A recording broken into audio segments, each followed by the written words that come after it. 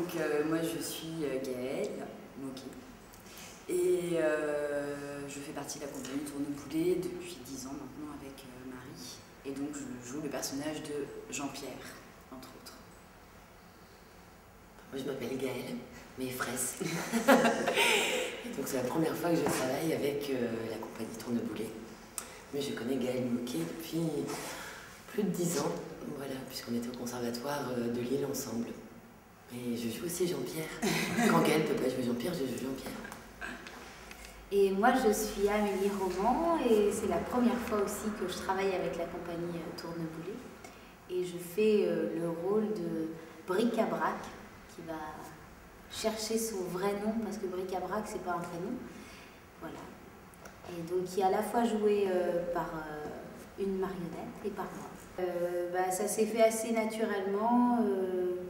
Le fait de la rencontrer, de jouer avec elle, de jouer un peu comme un enfant qui joue avec ses jouets, à la faire parler, ça s'est fait de manière très naturelle, et puis avec beaucoup d'amusement, de simplicité. Et puis, parce qu'à la base, moi je ne suis pas marionnettiste, donc j'avais un peu une appréhension en me disant tiens, comment je vais rencontrer cette marionnette, qu'est-ce qui va se passer?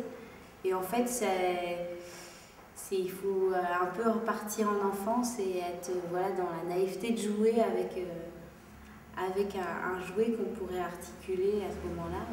Il y a un côté qui est assez ludique dans le spectacle. Du coup, avec Gaëlle, on ne manipule pas de marionnettes, mais on manipule tout un tas d'objets. Et on est sur ces objets bruts qui sont des objets en plastique, qui pour la plupart sont des jouets. Du coup, il y a vraiment cette démarche-là aussi, quand tu disais de retomber en enfance, mais il y a vraiment ce côté-là aussi assez dans l'instant. On raconte l'histoire avec ce qu'on a sous la main, les objets qui sont là, qui sont des jouets aussi identifiables pour les enfants.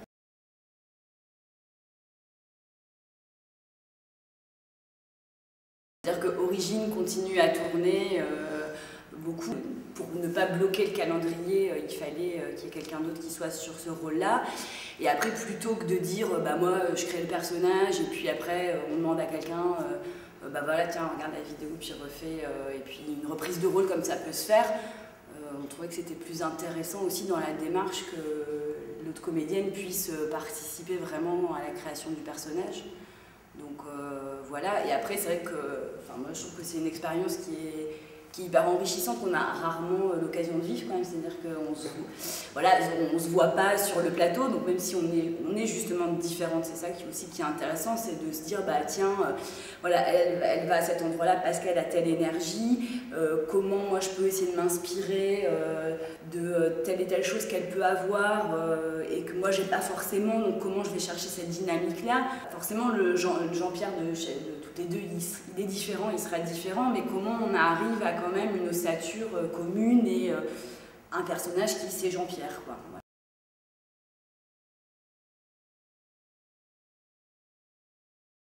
Dans les codes de jeu dans lesquels on a envie de chercher aussi dans la compagnie, il y a cette idée vraiment d'un rapport à la théâtralité où on est ici et maintenant, du coup il n'y a pas de quatrième mur, les enfants s'installent, on prend en compte le fait qu'ils s'installent et donc on s'adresse à eux, on est dans un rapport de grande proximité aussi, de par la structure des gradins, on va être aussi très proche.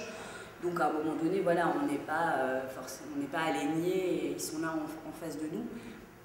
Après, pour les plus petits, je pense qu'effectivement il y a quelque chose de l'ordre de l'attention, mais on n'est pas dans une véritable interaction, dans le sens où